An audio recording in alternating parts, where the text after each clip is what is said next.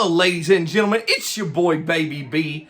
Thanks for kicking it with me. How y'all doing? Today we are here with a new series that I'm going to be going over, and it is video games that have been turned into movies. So, before we get started, I want to make sure that you guys subscribe and always check in the description because I leave some kind of question that I want to know from you guys. What's your opinion? What do you think about it? What's your opinion on certain topics? I want to know, and it's in the description. So make sure you check that out and then let me know in the comments.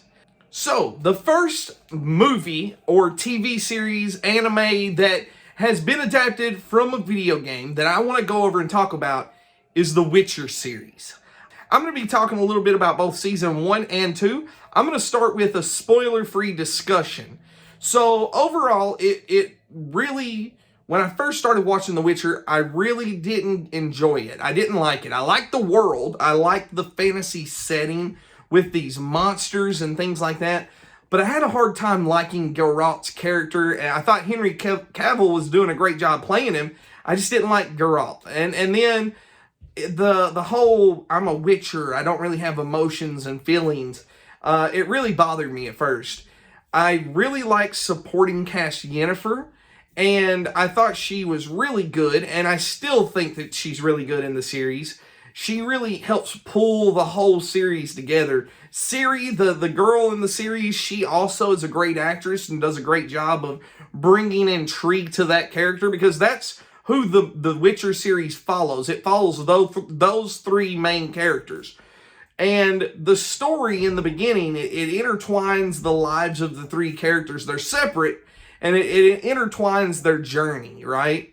And at first, like I said, when we first started out, I really wasn't digging it. I wasn't digging the story. There was too much jumping around, and the time pattern in the story was hard to follow. Now, the things that were great were amazing. The set design, the costumes, the medieval monster period that they created, the world, phenomenal, right? You couldn't get much better than that.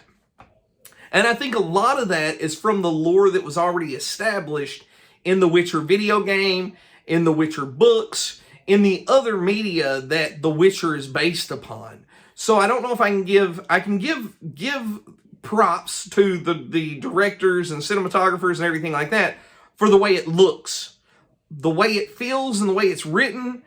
I've got to say, I've got to give that one to the source material, to the video games. Now, I will say another thing is the production design is spot on. So those guys absolutely killed it.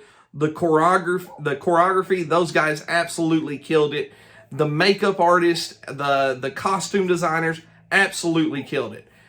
The CGI struggled a little bit. There were times when the monsters didn't look as nice or as real as some of the other series that are similar to The Witcher. For example, and this is going to be compared a lot probably when you hear The Witcher series, Game of Thrones. The Game of Thrones monsters and the CGI effects were so much greater. However, I think Game of Thrones had a significant bigger budget. Don't quote me on that. If I'm wrong, let me know in the comments. But I believe that the Game of Thrones series had a bigger CGI budget. So it's understandable. They did good with what they had. So once the 4th episode hit and we started getting deeper into the story, it hooked me. It hooked me. The singing was great. The music was great. The acting was great. Geralt really started hitting a stride when he was joined with other characters. I'm not going to give spoilers, but while he was paired with other characters, that's where we saw his character shine. And that's when we started really caring about the White Wolf, right? And that's something that as the series evolves, I think they need to play with that a lot more, because when the White Wolf is with others, that's when he really shines. Henry Cavill's acting is perfect for it. So, with all that being said, I have to say, The Witcher, for any video game fan who loved The Witcher video games but wanted to see more of it, The Witcher series is excellent. I really love the story that they're telling. I would give it, honestly, an 8 out of 10 if I was going to rank it on a scale. An 8 out of 10, you got amazing cinematography, amazing production design. Everything that I said was amazing is amazing.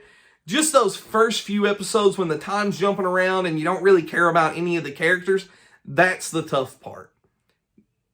Now, let's get into the spoiler discussion. If you have not seen The Witcher, this is your moment. Leave the video now because we're going to get into some spoilers.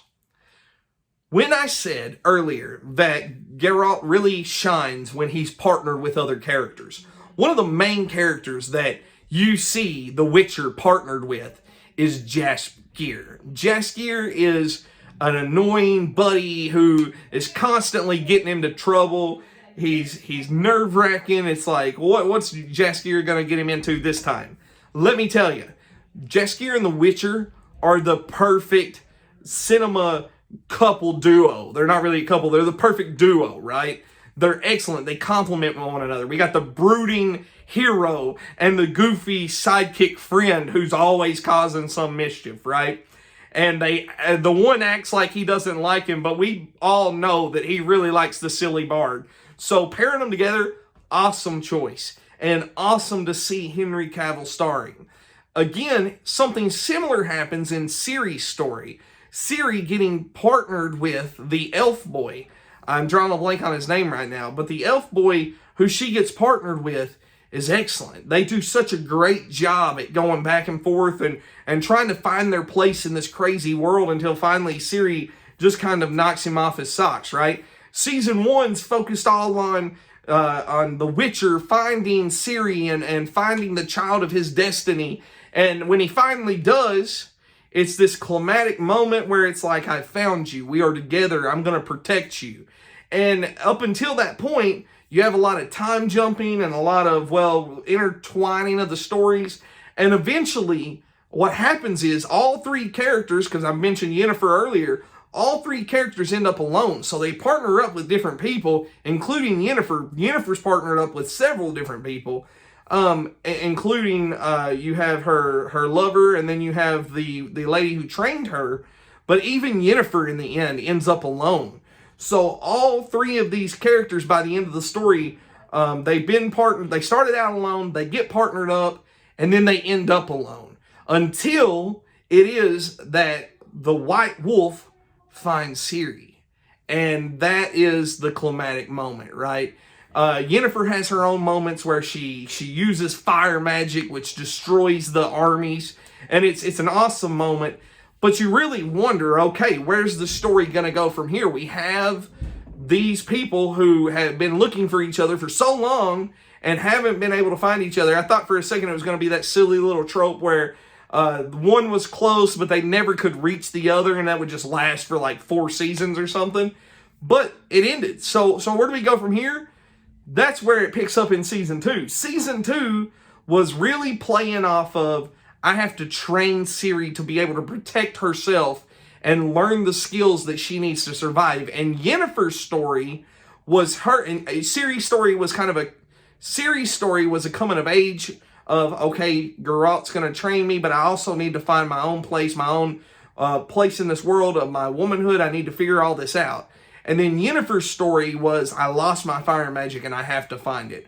Well, that's where we jump forward, and Yennefer becomes this almost bad guy figure where she helps the deathless mother escape her prison, and they're trying to kidnap Ciri, who is being inflicted by like this weird curse that we still don't know what it is. And again, everyone's just kind of separating and going their own ways, and then everybody meets up. And it's that ultimate moment of, oh snap, things just hit the fan. And they realize the deathless mother is the one after Ciri, and they have that climatic fight at the end, including Jaskier. Everyone comes back together. So that was awesome. That was great to see. Now, Season 3 is going to be extremely interesting because they have so many things to talk about. They have to figure out what Ciri's role is in this prophecy. And I'm just excited to see the conjunction. They got to figure out what's going on with the conjunction and the summoning of different monsters in the realm. I'm just excited to see what they do with it. At this point, I am sold on The Witcher 100%. Fantasy setting.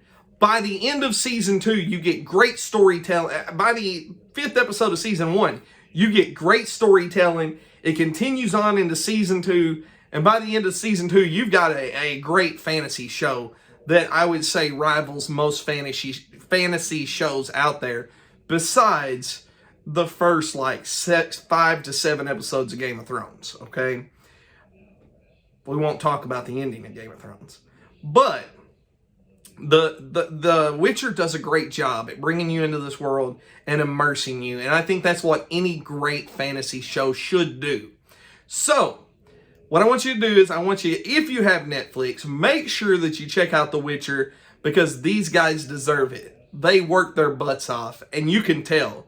There's harsh environments in this show, and these harsh environments, as someone who's a filmmaker, these harsh environments, a lot of them aren't simulated. They're actually out there filming in the snow. They're filming in the cold, and these guys are putting their bodies on the line when they do that. In fact, Henry Cavill, he ended up getting hurt filming, right? So these guys deserve the view. And if you like fantasy, you're going to like this show. If you like The Witcher, I think you're going to like this show. Make sure you give it a check out. Make sure you check it out, because it's fun. It's fun, and it's not for the whole family. There are a lot of sexual scenes, a lot of cussing, a lot of violence. So it's not for the whole family, but it's a fun TV show. If you like this video, you like video games, you like TV, you like movies, make sure that you tickle the like button, you poke the subscribe button, and until next time, peace out, y'all.